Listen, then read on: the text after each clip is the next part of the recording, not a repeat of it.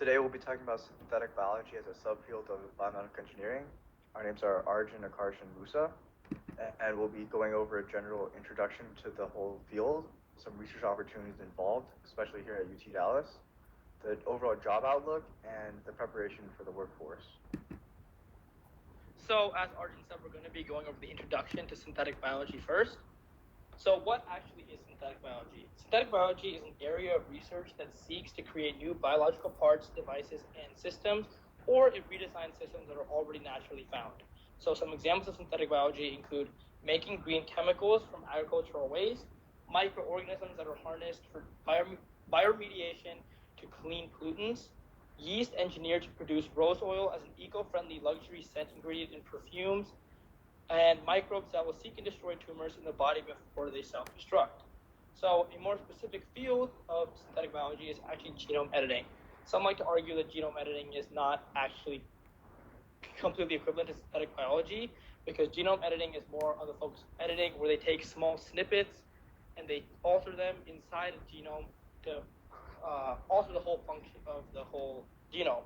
However, synthetic biology actually puts a whole entire genome inside a microorganism, and then that's how it works rather than just little snippets. And a more specified version of synthetic biology is actually CRISPR, which is very promising and has been being worked on in the past decade, and people say it will be able to cure diseases that we think of incurable right now. The applications of synthetic biology have many implications for our future. For one, synthetic biology may allow us to treat diseases that were previously considered incurable. A primary example of this would be cancer. As mentioned previously, microbes that will seek and destroy tumors in the body before self-destructing are currently being developed. Synthetic biology also plays a huge role in vaccine development. The COVID-19 vaccine is one contemporary example of this. There's also development of an anti-malarial drug made from synthetic chemicals that will help reduce the death toll of malaria globally. Synthetic biology is also a useful tool to help clean up our environment. Organisms can be built to consume toxic chemicals in our water and soil that would otherwise not naturally decompose. Synthetic biology will even help us feed the world. At MIT, researchers are working to build a process that will allow plants to fix oxygen. If successful, farmers will no longer require fertilizer for their crops. As pre-med B-med majors, this field caught our interest because it represents an interdisciplinary understanding of engineering and biology. As this field grows, it will change the medical field to become more efficient and will shape doctor and patient interactions in the future. Research opportunities. So synthetic biology is a very research-heavy field, and there are a couple of research opportunities at UTD itself. So the two main research professors at UTD are Professor Blaris and Professor Levine. Their emails are right there in case you wanted to email them after this presentation if you're interested in this field. And Professor Levine focuses more on the research of systems biology in mammals and the synthetic biology and their genome editing, while Professor Levine actually focuses more on the enzymatic and chemical relation with the RNA and the DNAs and like the actual process of genome editing. So both of them are based in the Department of Bioengineering at UTD, and the research in this area focuses on the study of systems of biological components which may include molecules, cells, organisms, or entire species.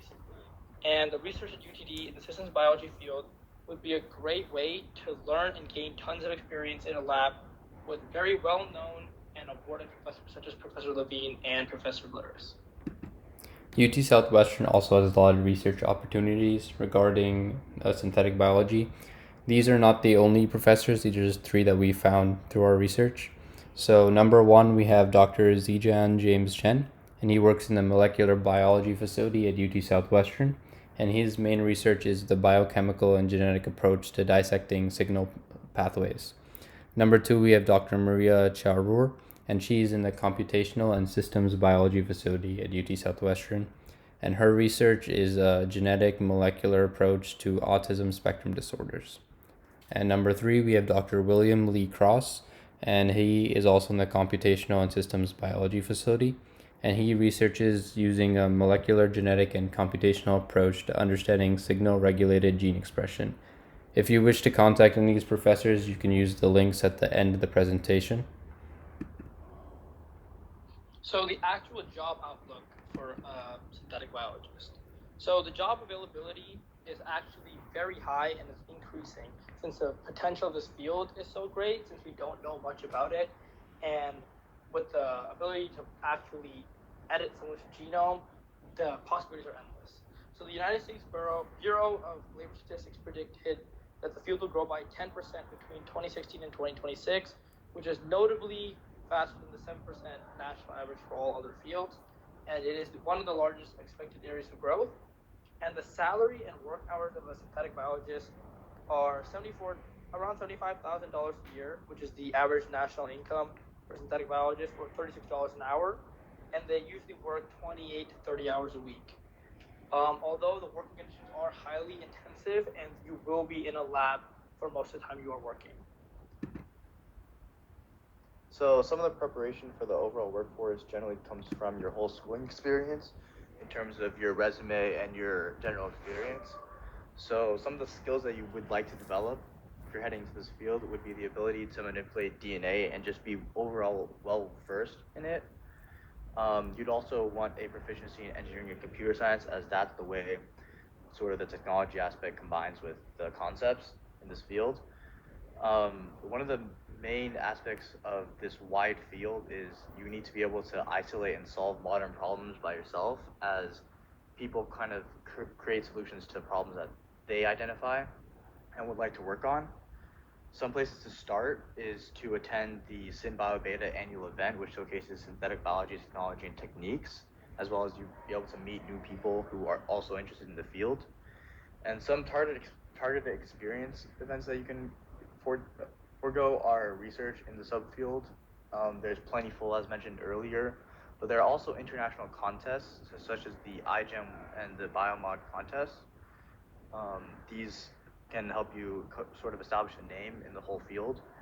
But the overall goal is to secure a master's degree or PhD in biomedical engineering or synthetic biology through any graduate school here in the US or even in Europe.